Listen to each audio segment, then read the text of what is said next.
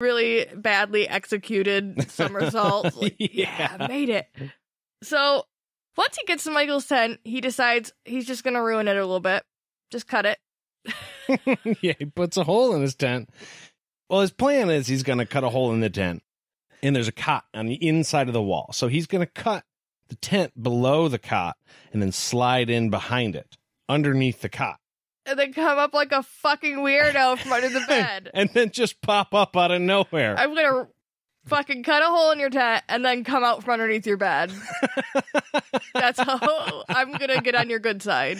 Now, okay, obviously he does this because, well, I'm not going to use the door. There's guards watching the door. I can't do that. And a little bit later, that does come up. But yeah, totally just cuts a hole in his tent, sneaks in, and I want to bring that up later too, the cutting of the hole. Because in a little bit, when Michael realizes what happened, he had to have been pissed off. What the fuck, dude? Yeah. You ripped my tent, you son of a bitch. Now I got a big puddle under my bed. And so he rolls into this tent. He stands up. He's like, it's me. And Michael says, oh, Richard. Before he can even get into the little, salute. Yeah, he was going to do the thing. And immediately, Michael identifies him as his brother. Yeah. Which means Richard identifies him as the traitor. I thought you were going to say as an asshole. Also, yes.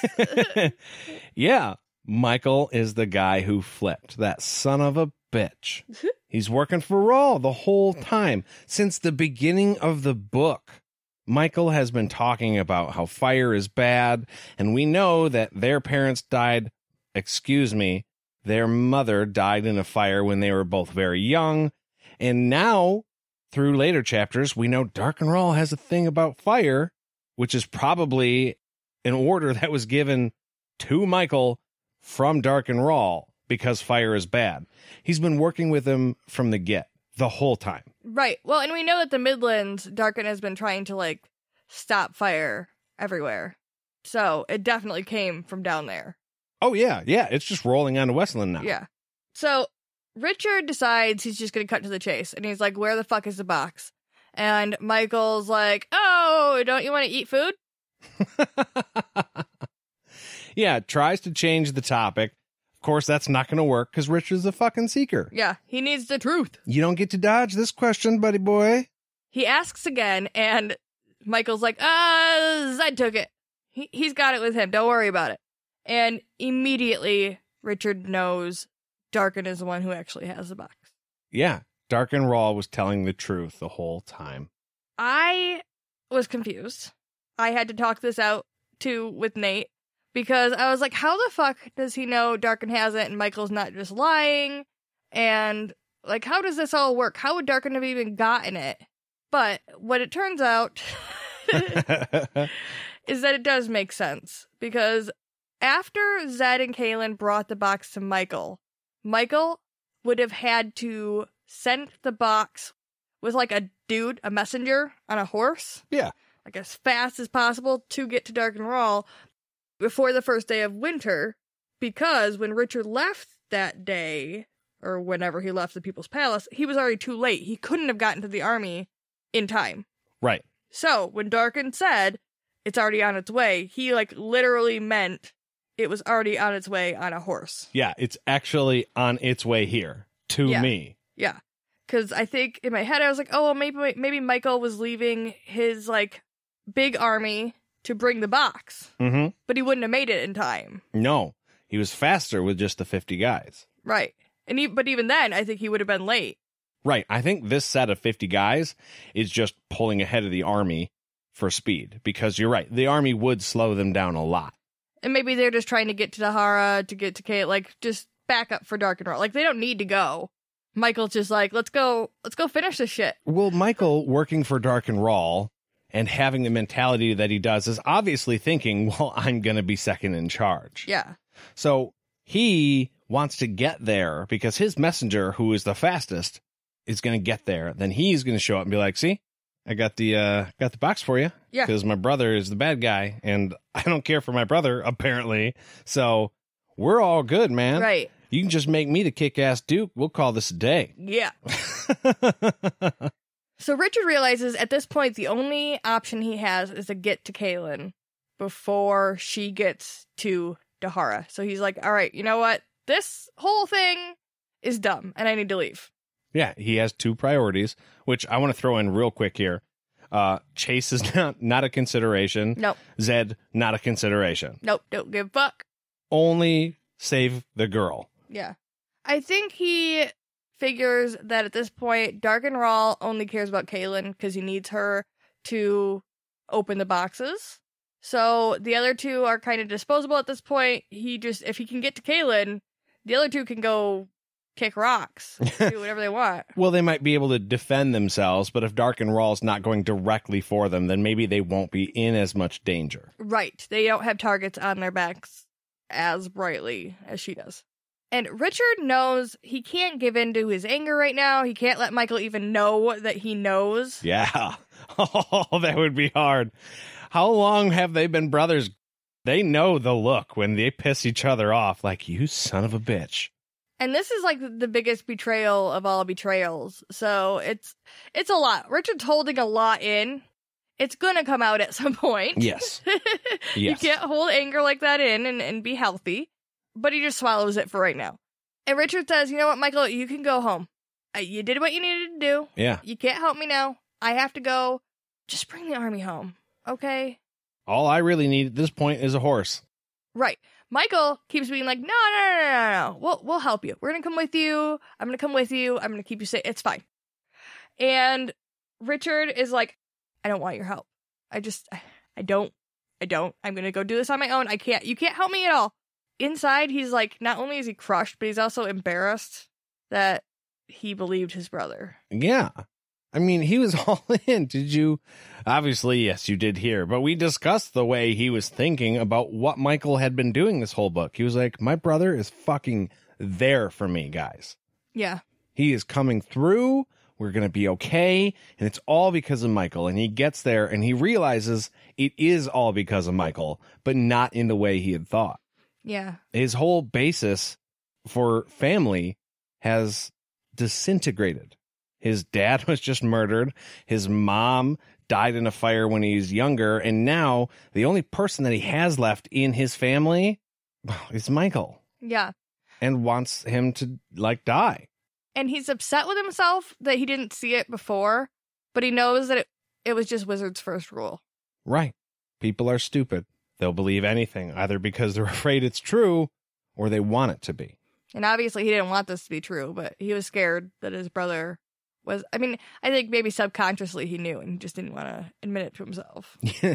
Yeah, well, that loser's salute is something he definitely should have taken a little more time to look at growing up and be like, that was probably not a cool thing. Richard tells Michael he's always loved him, but inside he knows he could never forgive him. He couldn't kill him with the white sword if he wanted to. Because he was angry. Yeah. He cannot forgive him for what he's done. He's fucked the entire world because he's a dick.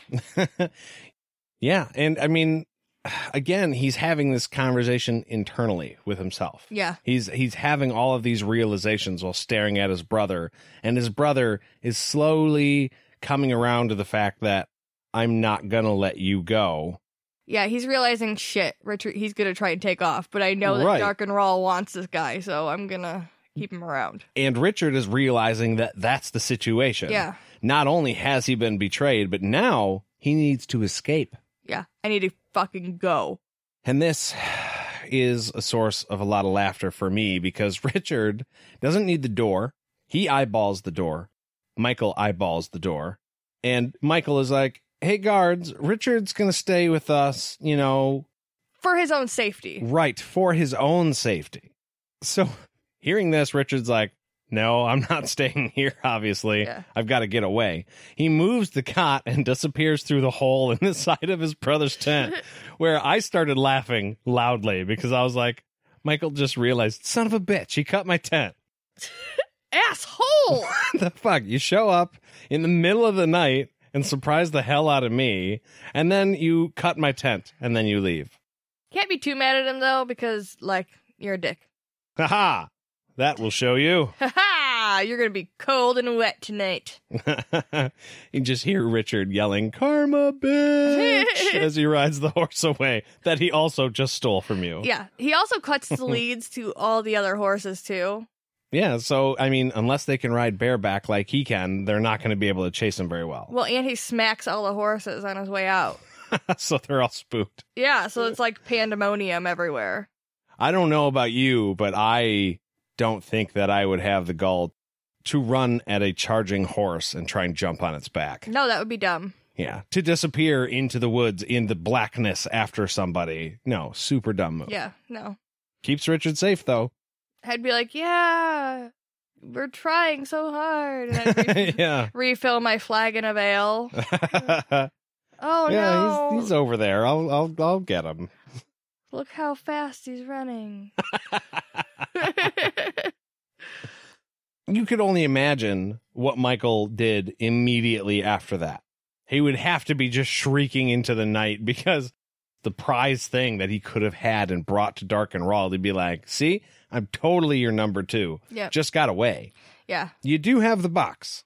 Yeah. Or at least he doesn't, but the box is on the way, so that's points. But points plus a seeker would have been an ultimate win for Michael. Yeah. It would have been a lot better than to be like, oh, I saw him, but he like took back off, basically telling me he had to go kill you. You know, one more thing just occurred to me. It does mention in the chapter here that when he sees Michael, he's dressed in all white. And it also mentioned that at the beginning of the book, too. This is also a thing he's doing, like, in tandem with Dark and Raw, because Dark and Raw was wearing white. Yeah, he's trying to be cult leader, for sure. Right. Creepy. He's pulling a Jared Leto. He's pulling a Jared Leto, yeah. Short, fat little Jared Leto. You guys want to be in my cult? I'm going to grab your butt. You can cut me with your nail. It's going to be great. Yay. Well, I think that does it for this chapter. Thank you guys so much for listening. If you enjoyed this episode, you can tell us by writing an email to podcastatt@gmail.com, or you can give us a call. Our phone number is 616-259-0025. You can feel free to text us. Either way, you can enter for our giveaway. Don't forget about that. We would love to hear from you. Just make sure you tell us what this book series means to you and your name so we know who wins once we do the drawing. Absolutely. You can also find us on Facebook by searching all the things. You can find us on Instagram @podcastatt with the right birthday for Terry Goodkind, just so you know. We're pretty legit now. And if you did want to help this podcast grow, you can find us on patreon.com. Just go on there and make a pledge anywhere from $1 to $10, and you'll get access to gag reels, deep cut discussions, and a whole bunch of stuff that we think you're going to love. Fuck yeah. Thank you guys once again, and we'll see you real soon. Bye.